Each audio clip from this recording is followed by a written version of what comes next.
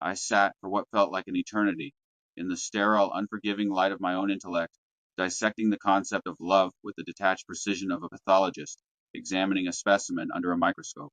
For years I had constructed for myself a formidable fortress of reason, and within its walls I had convinced myself that love was nothing more than a sophisticated biological imperative, a sublime but ultimately deceptive trick of neurochemistry played by our genes to ensure the propagation of the species. I viewed it through the cold, calculating lens of cynical utilitarianism.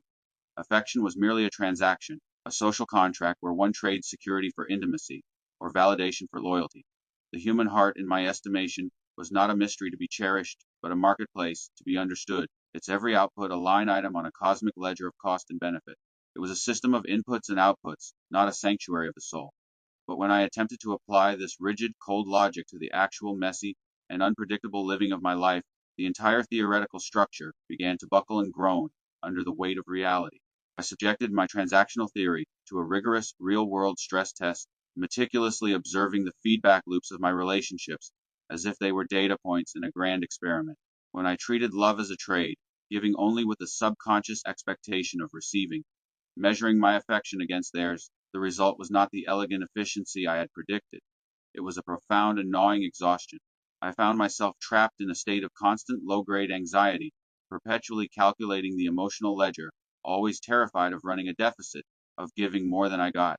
I was satisfying perhaps the basic biological needs for connection and companionship, but in doing so, I was actively starving in the higher altitudes of my being, the realms of transcendence and selfless communion.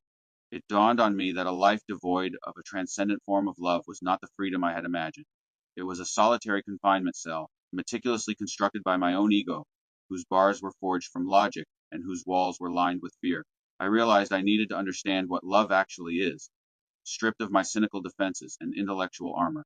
I needed to know why this force, which so often seems profoundly inefficient, irrational, and self destructive, is consistently considered the central pillar of God's will across millennia of human thought. My inquiry began with a turn to the Hebrew Bible, a text I expected to yield sentimental poetry and gentle parables. Instead, I found a description of love that was terrifying in its raw, elemental intensity. The text did not portray love as a gentle emotion or a fleeting mood, but as a cosmic inevitability, a force as fundamental as gravity or light. I read in the Song of Songs, that ancient and passionate collection of poems, a declaration that stopped me cold. Love is strong as death, jealousy as fierce as the grave. Its flashes are flashes of fire, the very flame of the Lord. I paused, my analytical mind reeling, to subject this definition to a logical audit. Strong as death. Death is the one undeniable, non negotiable absolute of our physical existence. It is the ultimate force that unmakes, that dissolves form, and returns all things to dust. For love to be its equal, its peer, its counterpart, love must therefore be the force that makes. It must be the creative impulse, the energy that forges bonds, builds civilizations, and brings order from chaos. I realized this was the first foundational type of love, the love of will or ahava. It is not a mood that fluctuates with the weather of circumstance. It is a covenantal power, a deliberate act of creation and commitment. I tested this hypothesis against the crucible of my own experience of grief. When I lost someone I held dear, the love I had for them did not vanish with their last breath. It did not cease to be useful. Instead, it transformed into a grief that was heavy, solid, and undeniable, a testament to a bond that had transcended the cessation of utility. The love had survived the death of its object, proving to me irrefutably that true love is not a transaction. It is a state of being that exists entirely outside the economy of usefulness. God wills this love because it is the only thing in the universe that creates genuine continuity in the face of entropy's relentless pull. But power, I knew, is a double-edged sword. Fire can warm a home, but it can also burn it to the ground. This elemental, covenantal love, if untamed, could be destructive. I needed to understand how this terrifying force could be made habitable for a fragile, finite human psyche. I turned to the Quran, seeking the architecture of this habitation, the blueprint for making this fire a source of light rather than destruction. I was struck by a verse that framed love, not just a powerful emotion, but as a divinely designed environment for human flourishing. It states, "And of his signs is that he created for you from yourselves mates, that you may find tranquility in them. And he placed between you affection and mercy. Indeed, in that are signs for a people who give thought." I lingered on the word tranquility, or Shekinah. I analyzed my own internal hierarchy of needs, a pyramid I had been trying to climb for years. I had been chasing esteem and self actualization, trying to prove my worth through achievement and intellectual conquest. But I was trying to build a skyscraper on a swamp. I lacked the foundational bedrock of safety that comes from the unshakable knowledge of being accepted. I realized this was the second type of love. Love as sanctuary.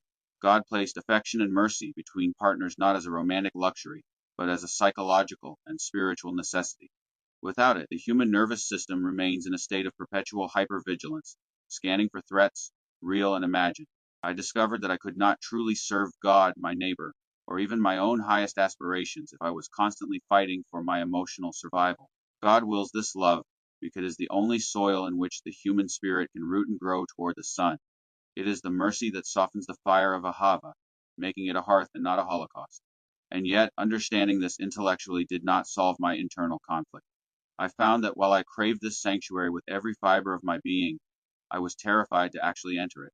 To be loved is to be seen, truly seen, and to be seen is to be profoundly vulnerable. I was suffering from a crippling lack of congruence. The me I presented to the world was a meticulously curated mask, a performance of competence and detachment, while the real me cowered behind it, convinced that if I were truly known, in all my flaws and insecurities, I would be utterly rejected. I was paralyzed by the fear of exposure. I sought a remedy in the New Testament, specifically in the epistles of John, which offered a diagnosis that was surgical in its precision. I read that there is no fear in love, but perfect love casts out fear. For fear has to do with punishment, and whoever fears has not been perfected in love. I wrestled with this concept of perfect love, or agape. How does it cast out fear? I realized the fear comes from the ego, the part of me that is obsessed with self-preservation, with status, with maintaining the mask. The ego fears punishment. It fears being found out, judged, and found wanting. Agape is the love that bypasses the ego entirely. It is not a love that seeks to possess or to consume, but a love that seeks to bless and to uplift. It is a love that looks at the flawed, trembling, authentic self, says, "You are worthy." When I finally painfully stopped trying to protect my image, when I aligned my inner self with my outer actions and admitted my deepest flaws not as weaknesses to be hidden, but as truths to be integrated, the fear began to evaporate like mist in the morning sun. I realized that God wills this type of love because it is the only path to authenticity. You cannot be a whole person while hiding. Love is the light that reveals our true selves, not for condemnation, but for liberation, giving us the courage to finally drop the mask. But the ultimate stress test of love is not how we treat those who cherish us, but how we treat those who oppose us, those who hurt us. My logic argued for retaliation, for justice. If someone wounds me, the rational response, the tit for tat strategy that game theory champions, is to wound them back to establish deterrence and protect oneself from future harm. But when I lived this way, I found myself trapped in a behavioral loop of escalating bitterness and resentment. I was not deterring evil.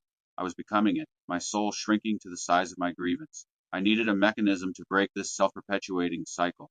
I looked to the pseudepigrapha, to the Testament of Gad, for a practical manual on conflict resolution. The patriarch Gad, reflecting on his own corrosive hatred for his brother Joseph, offers a radical and counterintuitive instruction. Love you one another from the heart, and if a man sin against thee, speak peaceably to him, and in thy soul hold not guile. This was the fourth type, restorative love. I decided to test this behaviorally, as a scientist would test a hypothesis. When faced with a slight or an insult, instead of withdrawing or attacking, I forced myself to speak peaceably, offer a word of calm, or to simply disengage without animosity. The result was startling. It didn't always change the other person, but it fundamentally altered me. The simple conscious act of extending grace, of choosing peace over retribution, neutralized the acid of resentment that had been eating away at my own gut. I realized that forgiveness is not a gift you give to the offender. It is a surgery you perform on yourself. God wills this love because he knows that without it, the human community would inevitably cannibalize itself, trapped in an endless cycle of vengeance. Justice may restore the balance of the scales, but only love can restore the broken bond. Finally, I sought to understand the ultimate source of all these forms of love. Was love simply a highly beneficial, evolved behavior, or was it something deeper, woven into the very fabric of existence? I turned to the Apocrypha, specifically the Wisdom of Solomon, which links love directly to the divine order of the universe. It reads, "For the very true beginning of her wisdom is the desire of discipline, and the care of discipline is love, and love is the keeping of her laws." This single passage synthesized everything. Love is not anarchy. It is the highest form of discipline. It is the conscious, willed choice to align oneself with the fundamental reality of God. God is love. Therefore, the universe is not built on the physics of mere particles and forces, but on the metaphysics of relationship. To love, to sacrifice, to cherish, to forgive, to provide sanctuary, is to act in accordance with the grain of the cosmos. To refuse to love is to walk against the wind, to grind your soul against the gears of reality itself. I concluded my meditation, not with the smug satisfaction of a problem solved, but with a serene and humbling certainty. Love is not a biological accident, a sentimental delusion, or a social contract. It is the fire that empowers us to create, the sanctuary that holds us in safety, the courage that frees us from our own masks, and the discipline that matures us into whole beings.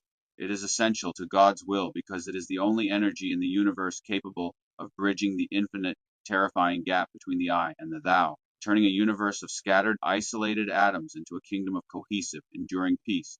It is the answer to the question of why we are here, not in thought, but in deed.